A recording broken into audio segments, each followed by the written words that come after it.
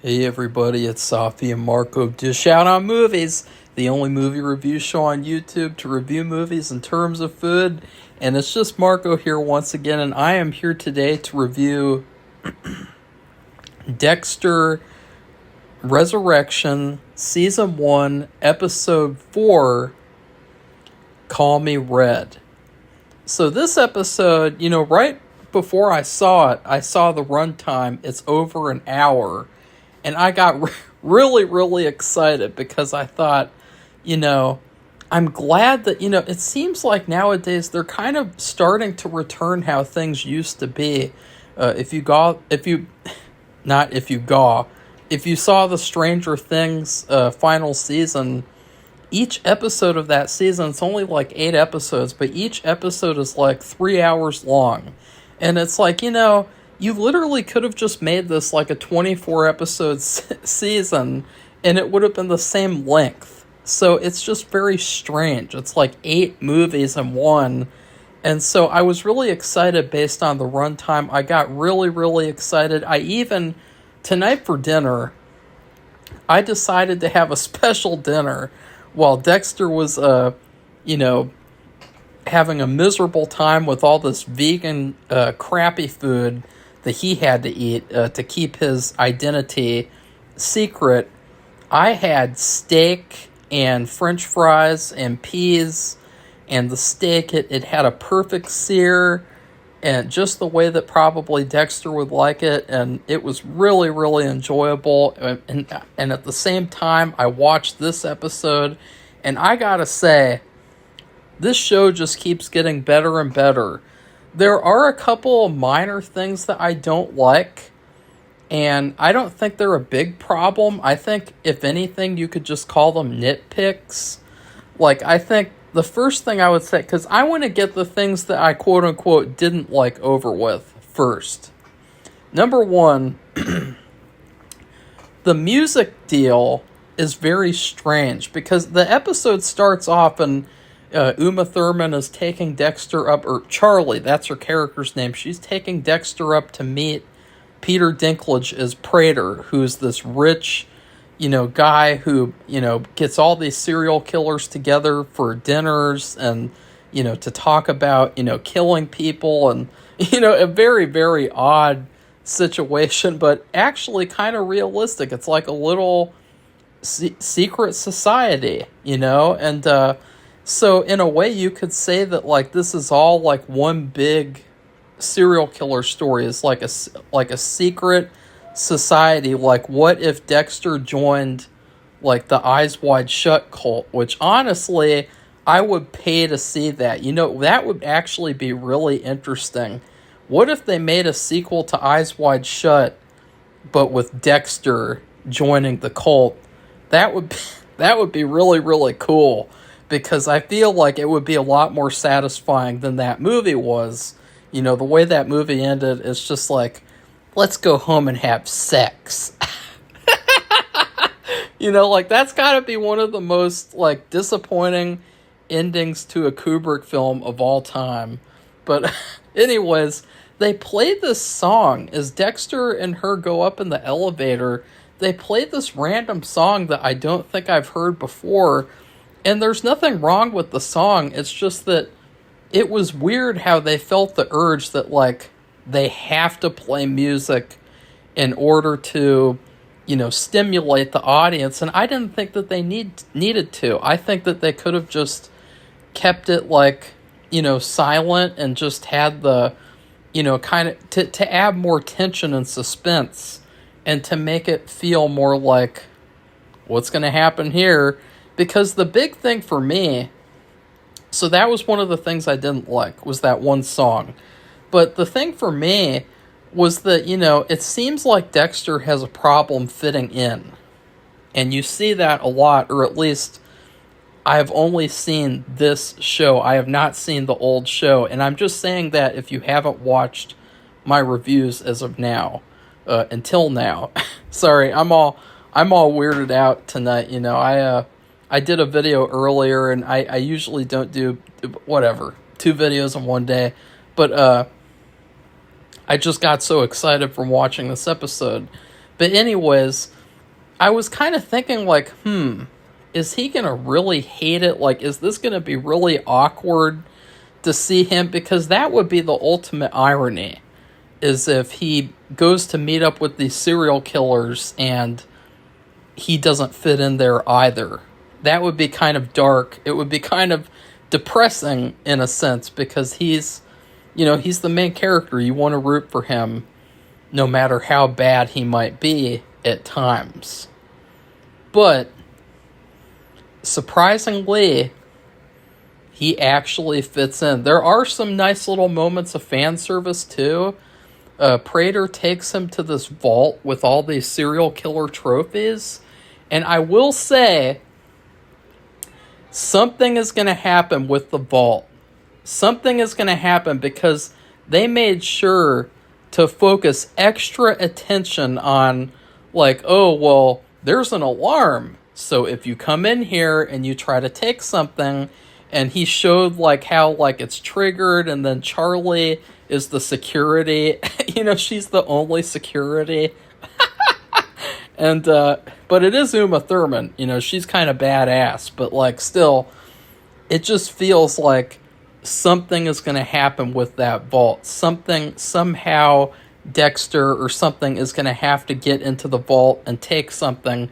I don't know why, but he is going to have to do that. And then they also set up, and I'm talking about a lot of setups now, because this episode, the reason why it was so long is because it was simultaneously an exposition episode and a setup episode and like a Killer of the Week episode. So it was a lot of different things in one episode. And one of the things that they set up is there's like this killer who's loose, who actually he killed on Prater's block when Prater was growing up. And so that was his first like introduction to serial killers. And the female detective, her name is Claude, which is like the most ugly. Well, I mean, it's cute. I mean, I'm not saying that women with Claude as their name are ugly. I'm just saying it's just hilarious that like this character who's like the villain to us, the audience, she's got a name like Claude. It's like Dexter's got to take down Claude. It sounds like Claude. Hey, Claude. You want to go have sex and forget all about the Eyes Wide Shut cult? Oh, yeah, honey. Let's go home. You want to listen to Staying Alive on the way home? Sure, Claude. I mean, just imagine all the times in your life, if you're spending your life with a woman named Claude, you gotta wake up next to someone. You gotta wake up next to a woman, and her name is Claude, and then you get married to her, and the priest says, "Okay, sir, now you have to say I do to Claude." And then Claude has to say I do too. And now I pronounce you man and Claude. Okay, so anyways, Claude, I'm never going to forget her name now. That's for sure. But Claude, this is why she is so driven. They gave her like a little origins, like she is so fixated on serial killers and she's so good at her job because she dropped the ball when she was trying to catch a certain serial killer called the New York Ripper. I don't know how many years ago, they don't say, but it felt like those two things setting that up maybe, and I'm not saying for certain, but maybe somehow Dexter is going to catch the New York Ripper and she's gonna know that he did, and she's gonna let him go or let Harrison go. I don't know. I don't know anything. I'm just making a little tiny prediction because they dropped a lot of hints, they dropped a lot of little things. And so anyways, I loved seeing this little cult, the secret society of serial killers meeting up. I loved just the feeling. It felt like, remember American Horror Story Hotel? Remember how in that show, I mean, I really did not like that season of that show, but like there were some good things about it. There were good ideas, but it was just too many storylines in one. And one of the ideas was, you know, all the ghosts of famous serial killers would get together for a dinner, like once a year or something. And they did that on the show, but this actually feels like the better version of that idea. It feels like this is what we wanted. This is what we should have gotten from that show. And it was really fun watching Dexter interact with these people and just kind of sit there and be like, wait a second, like I actually kind of understand these people and they understand me. And it seemed like he was really surprised. And, you know, there were some like comparisons that Dexter's dad's ghost made. Like, you know, it's almost like a teenager with his teenage friends. And I can kind of get that feeling. I can get behind that kind of feeling because, you know, people like Dexter, you know, like outcasts, like they don't really mature as much in certain respects. And so when they actually find people who are like them and understand them, it's almost like, you know, like you're a kid again or something. And then there's also like a comparison made that he's like a part of a wolf pack, you know, and that like, you know, they're howling at each other. And I thought, you know, that's really interesting. And I bet it's a lot more interesting for people who've seen the whole series and know this character really well. But for a new viewer, I think it's really interesting. I think it's really cool. And, you know, it just, you know that he's going to kill all these people. You know that he's going to kill every single last one of these people. And that's another great thing about it, is that it reminds me of like a video game. And I've said that a lot about this show so far. And so I think you could say Dexter would make a great video game. Dun dun dun. But you just look at all these people and it reminds me of like Fallout New Vegas, you know, like the opening of that, you know, you see all these bad guys, they're like, you know, the game was rigged from the start. And it's like, you know, all those bad guys, you get to kill them later on if you want to. And it's just, there's something so cool about that and something so like epic. And so I love that aspect. And so we get to meet a couple of these serial killers. I'm only going to focus on two because they were the two that they developed the most in this episode. You know, you had Kristen Ritter, and she is a killer who kills sexual predators. So right off the bat, this is conflicting for Dexter because obviously she kills bad people. She kills people who deserve to be killed.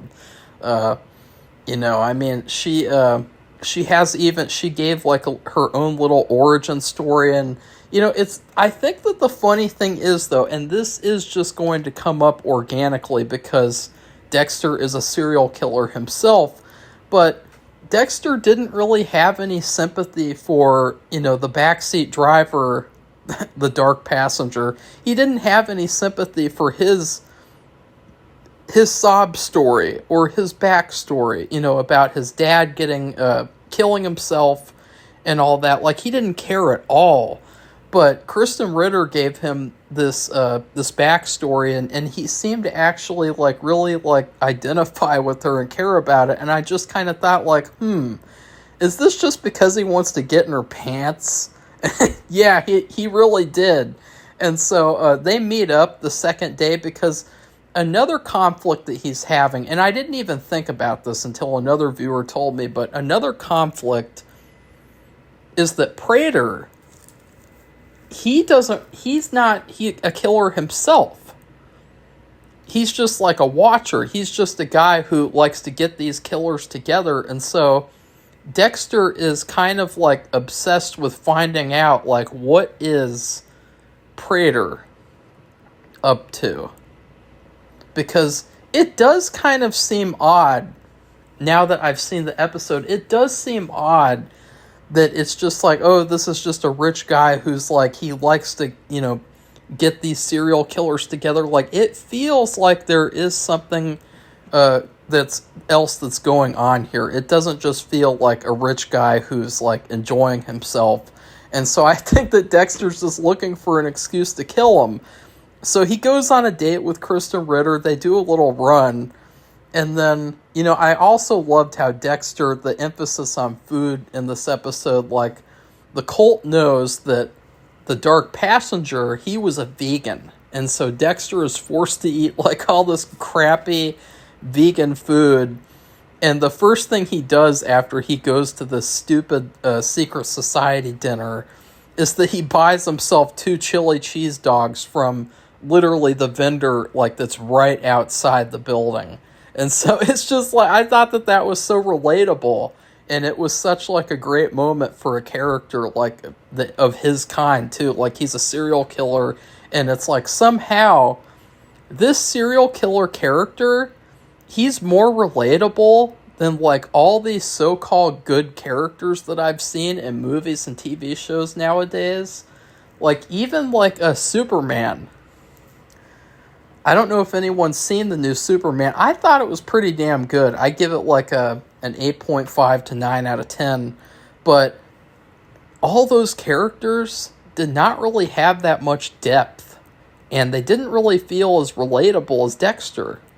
Dexter feels very relatable, actually. He feels a lot more relatable than Superman. And I think that that's a problem. But it's a good problem, because it's like I like dessert. I know dessert is, it's bad for you sometimes. Well, all the time, but I love dessert. And I love Dexter. D for dessert, D for Dexter. Dexter's Desserts. That would actually be a good cookbook or a good episode. Oh God, that is a good episode title. Oh, they better take that note down. Just imagine Dexter's Desserts. Because, like, just desserts. So you could have Dexter, and he kills a cannibal chef, and the cannibal chef turns people into desserts. And at the end of the episode, after he kills the chef, he could be like, I guess you could say you're getting your just desserts. Suck on that. I bet they've already done that already, didn't they? Or The Simpsons, The Simpsons, they do everything, or South Park, or your mom. So, anyways, he goes back to Kristen Ritter's place, and he basically gets an invitation to take a hot shower with her. And I was thinking, like, I was told that Dexter has these, like, dark love interests after his wife died or something. But, I thought, like, really? Right off the bat, like, he's going to start... And no, he did not. He was like, you know what? I'm going to get going. But he turned down a hot shower with Kristen Ritter. I just think at this point, they've definitely wanted to make the audience, like, groan in pain and horror and sadness. Because, like, who would turn down a hot shower with Kristen Ritter? Well, guess what, guys? It was for the greater good, because here's the thing. There was another serial killer in the group, Neil Patrick Harris, which honestly, it's really funny because I did not recognize him at first, and I thought that his character, he looks a lot like Hugh Dancy, from Hannibal, and so that's who I thought that guy was, but he is actually Neil Patrick Harris, and he plays a serial killer who cuts people's tattoos off of them after he kills them.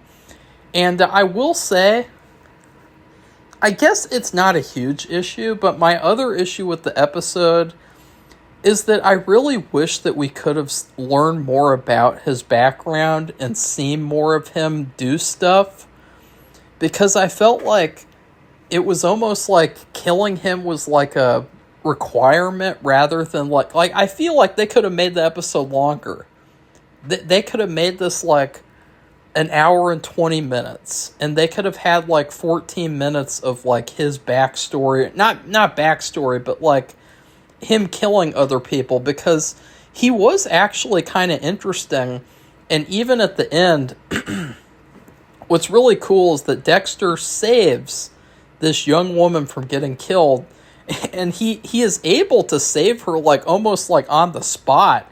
Like he really panics because he doesn't have any of the tools that he needs to do this killing, and he figures out a way to catch this guy, and it's basically like he is like a superhero. And so, again, like, he turned down steamy shower sex with Kristen Ritter just so that he could save this random woman that he never knew. And so, honestly, I feel more than confident in saying that I would vote for Dexter for president, because he would be a lot better than the one we have right now.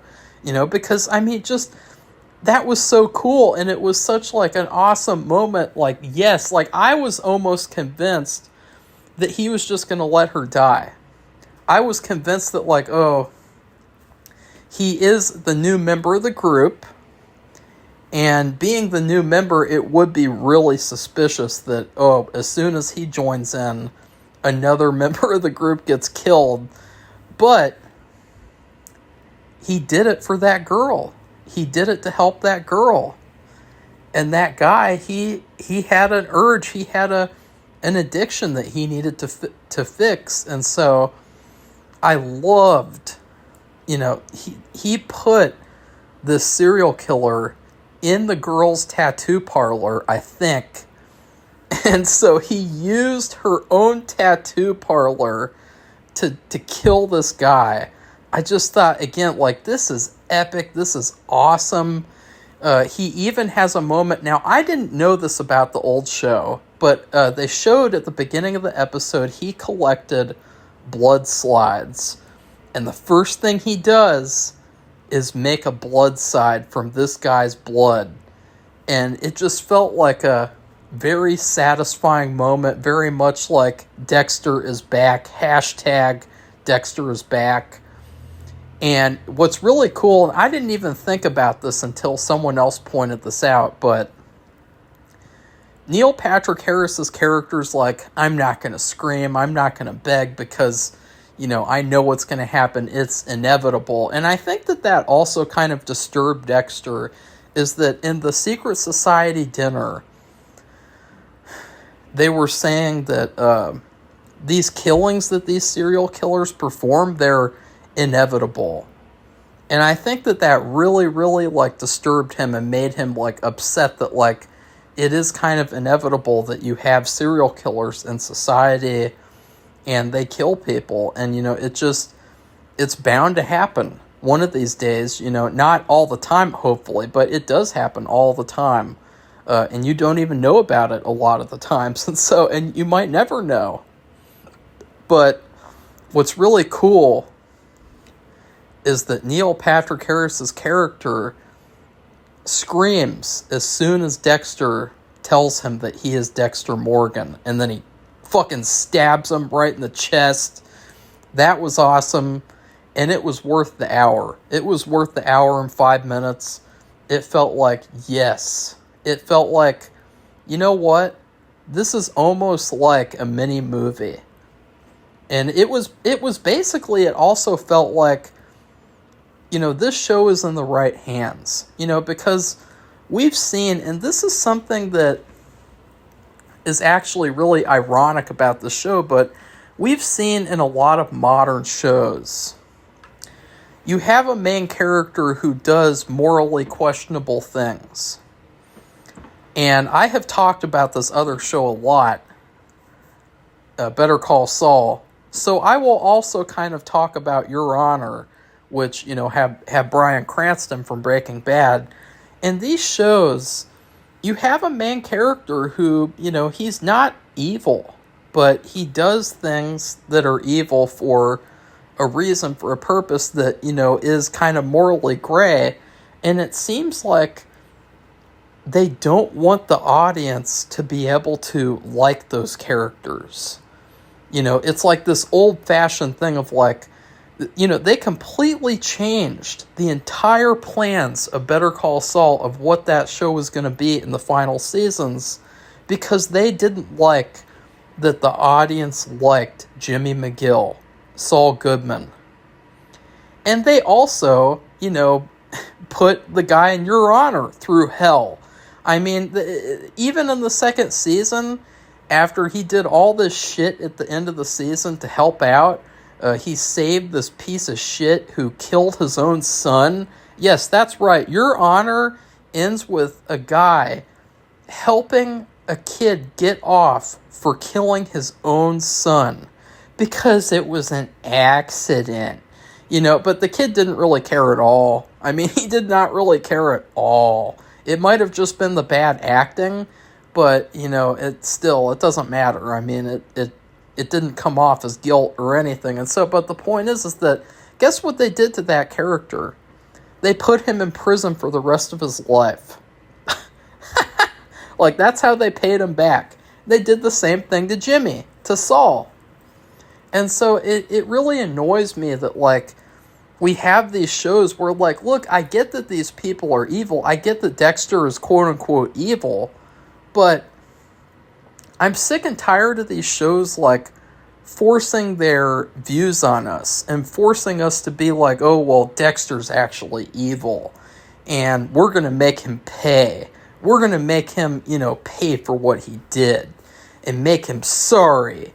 And we're not going to let him get away with anything because, us TV show writers, we're so much, better. And, we are the determination of, we determine, who's good and who's bad. And, it just feels like, honestly, like, I'm glad that this show lets you, sympathize and root for this killer as much as they do, because I think that people should have that. I think that, he's not a pedophile, and so, I mean, it's fair game. I mean, this guy's actually doing the world a great big favor with what he does. And so, I mean, obviously in real life, a killer of any kind, they're probably bad. And actually, what's really interesting is that so far, they're kind of framing Kristen Ritter's character as like, she's actually kind of like him. Like, she's like the female him. But we've seen this a lot of the times, guys.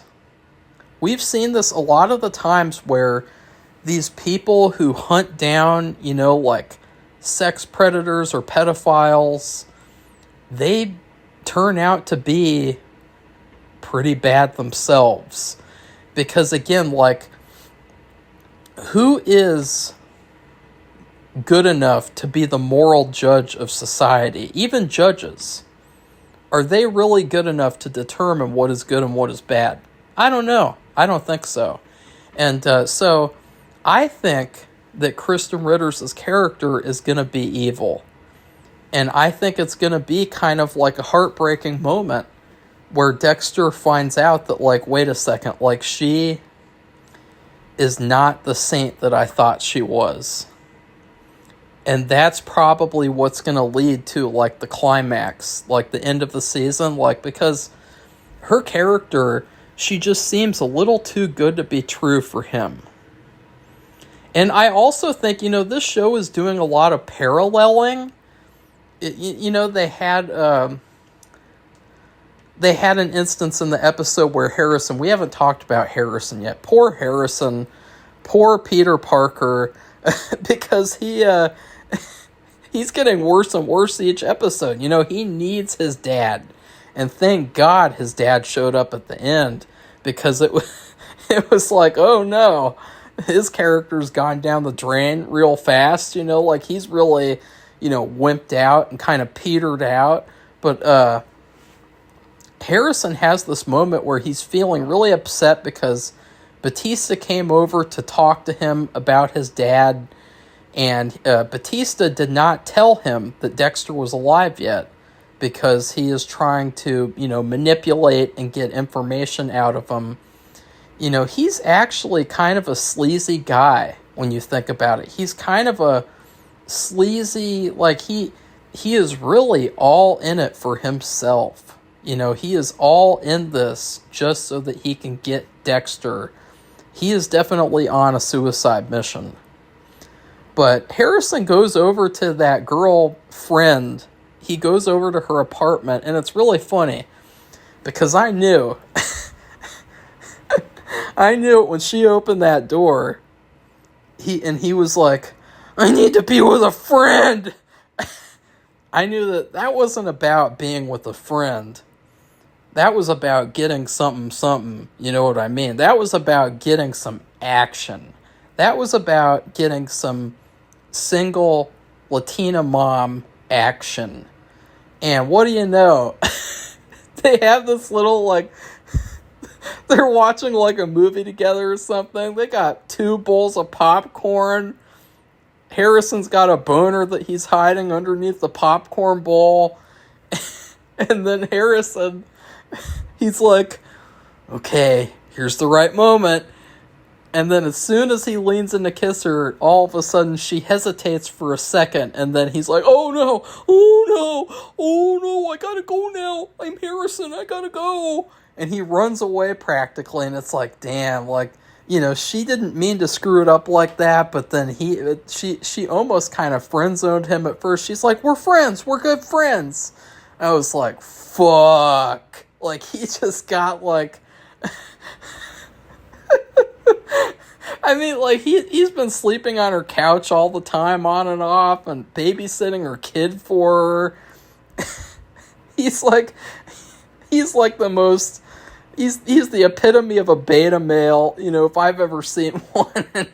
And she's just like, we're friends, we're good friends. And he's just like, no. And so he leaves and he's like, nobody likes me. Nobody's supporting me. I can't turn to anyone. I'm Harrison.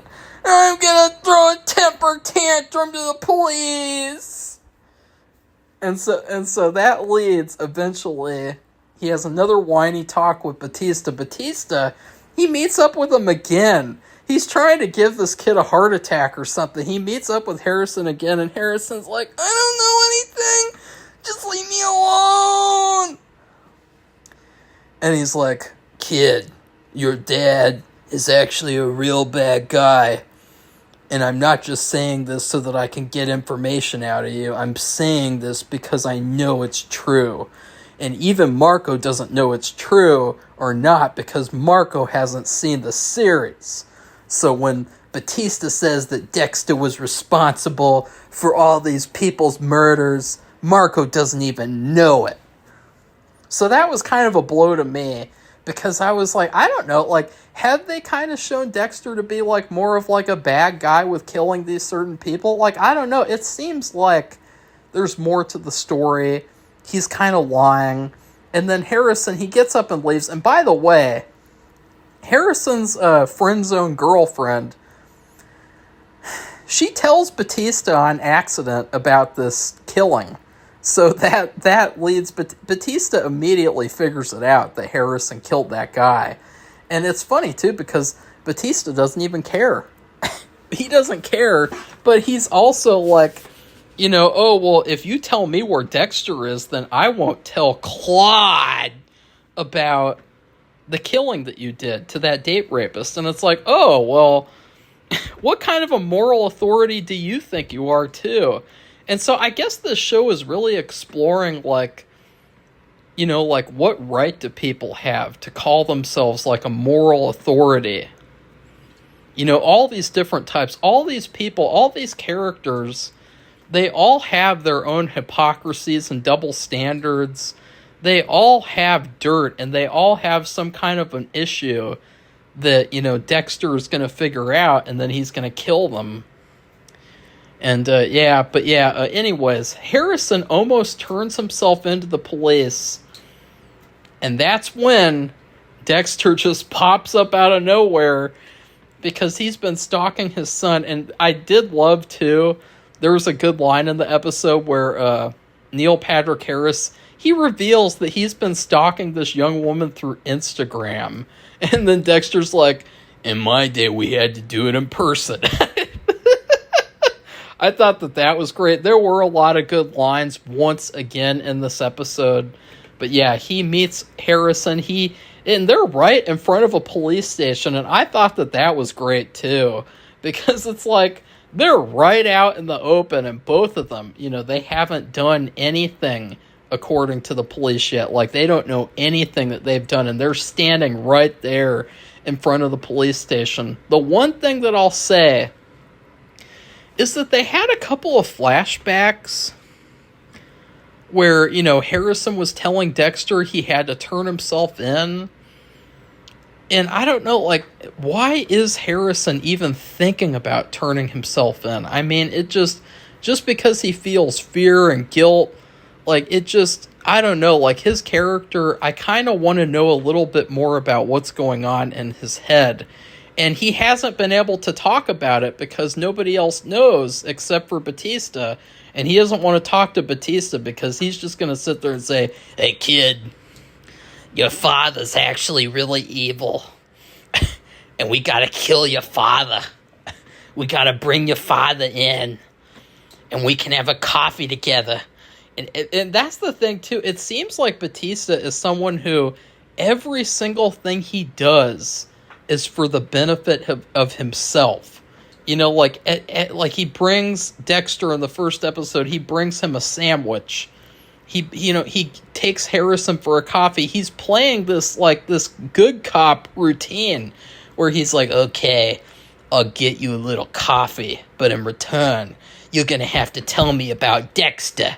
And it's like, he's not a very great person when it all comes down to things. Like, he's manipulative, he's slimy. I mean, he looks like the epitome of slime. He's got this outfit, he's got this little fedora hat, that he likes to wear, and you just see him and you're like, oh, shit. There's this part in the episode where Harrison sees him and it's like, he just wanted to have a panic attack at the sight of this guy, at the sight of his fedora hat, and Batista's looking right at him like, I know you did it, you little piece of shit. It's just a great moment. Like, you really have to feel bad for Harrison. So I'm glad that now Harrison is back with Dexter, and Dexter is going to keep him protected. He's going to, remind him, like, you do not want to go to prison and all that crap, because, obviously, if Harrison went to prison, oh, God, if Harrison went to prison, he would be turned out, like, overnight. Like, they would celebrate, they would salivate at the prospect of getting to rape Harrison. There would be a gang rape celebration. We're having a celebration. We're having ramen noodles with the side of rape. And so it's like, again, like, Dexter is there now. He's there now for his son, thankfully, and I can't wait to see what happens next. I loved every single thing about this episode, except for those minor little tiny nitpicks, which, who cares? It was a perfect episode. I give it a fucking A+. This show gets an A+. This is a great show, and I'm so glad that we have a great TV show to look forward to every week, rather than, these shows that, they just come, they go, and it's like, who even remembers that? Like, I can't even remember, like, what other TV shows have I watched this year? I know I'm watching Master Chef, but, like, is there, like, a one that was, like, good or something at the beginning of the year, or I can't even remember. I have a list. I should look at the list right now. Probably really freak myself out. Let's see. Because I'm ranking all the TV shows for the end of the year. I have a lot of notes. Sorry, guys. I have a lot of notes on my notes app. Where is this? Okay, this is fishy. I feel like I'm skipping over it. Nope. Where is this? Oh, here it is. Oh, yeah, Cobra Kai, yeah. That was weird. You know, Cobra Kai, they did 15 episodes, but they split them up over the period of like 9 months. So they only released 5 episodes this year. So I completely forgot about it. Like, there were a couple of good moments, but like overall, like, this show destroys Cobra Kai. Daredevil Born Again was trash. Very mediocre. Hell's Kitchen was, okay. And then Goosebumps was terrible. So yeah, like, this is the only like great show that we've had this year. So I'm really excited. My prediction is that Kristen Ritter's character is evil, and that there is something in the vault. There is something that's going to come up with the vault. Maybe. Okay, here's something that you could say. Maybe Dexter has to get that murder weapon from the New York Ripper, because it'll help Claude. Maybe Claude figures out Dexter, where he is, or something like that. I don't know. I'm just saying, what if Dexter decided to help out Claude? Claude said, I won't go after Harrison if you'll help me get the New York Ripper. I don't know. I don't know what's going to happen, though. I'm just making a little tiny prediction.